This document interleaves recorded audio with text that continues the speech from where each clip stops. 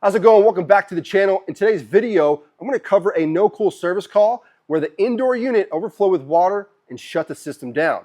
So I'm going to go through my process on how I get everything cleaned up and how I customize some tools to make the job go a whole lot faster. Let's do some work.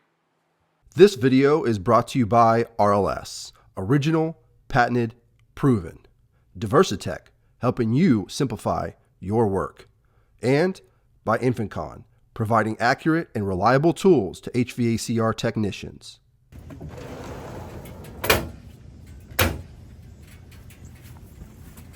One of the first things I do when I'm running a service call is check the air filter and then the thermostat. Make sure it's actually calling for cooling, it's not flashing cool on or anything like that. And secondly, I'm going to grab my wireless probes, get those mounted up so that way I can check my return air temperature and humidity as well as the supply temperature and humidity. Now normally I'll run and check the inside unit to put my eyes on that, but for whatever reason today I just went straight to the outside unit. Now the first thing I noticed, it wasn't running. So I want to go ahead and take the panel off and start checking some voltages.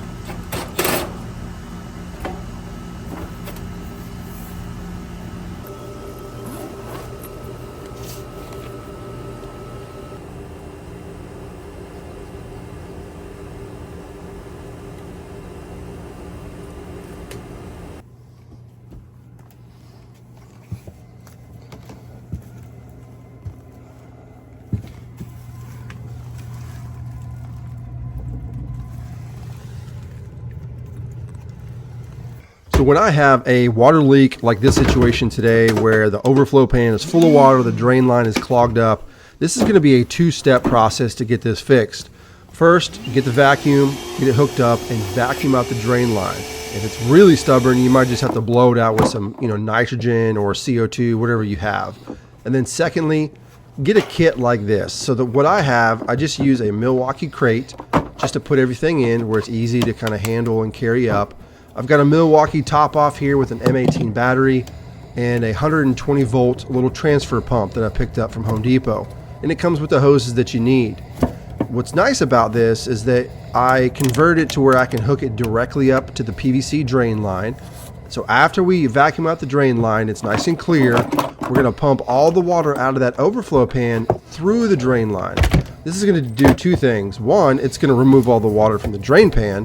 And then secondly, it's going to flush that drain line very clean, very well.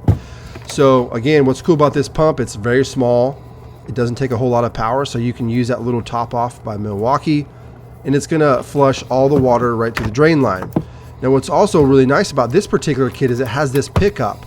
And this pickup allows you to get the water all the way down to the bottom of the pan. So it pretty much removes 90% of all the water out of that pan. And the rest will just evaporate over time. So no big deal there.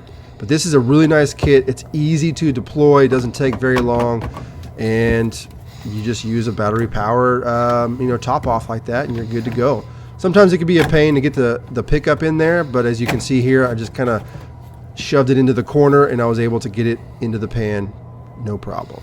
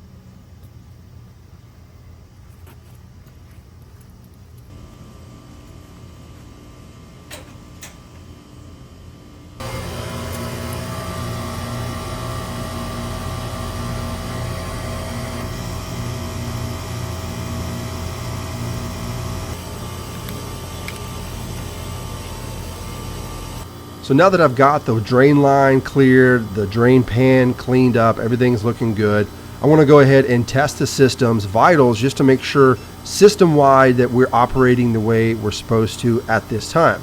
So we have a fixed orifice, a piston at the indoor unit. So I'm going to go ahead and check superheat on this and just make sure that everything is charged properly. We have a good temperature drop and that sort of thing.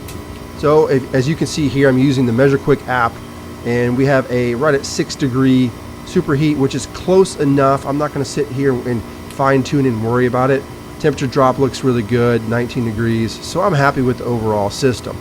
Now it is an older system. It's not in really good shape. It could use a really deep cleaning, but for today, it's in working the best that it possibly can. So I'm just going to go ahead and turn it over and let the customer know that she's running good. We need to get a good cleaning scheduled, but she's good to go for now.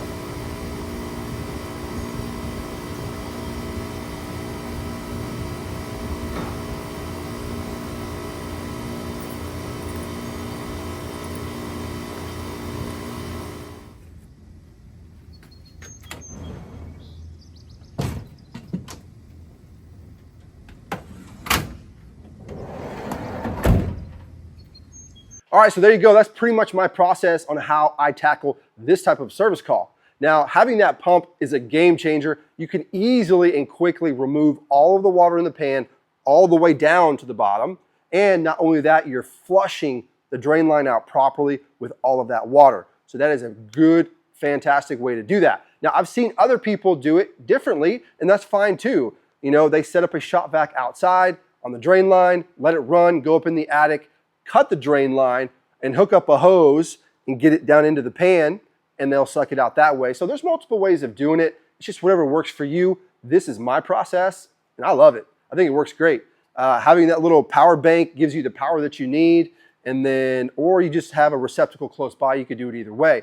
But having that Milwaukee tote with a couple extra PVC fittings and some glue, unions, you know, that way you're set up for whatever you need to do while you're up there.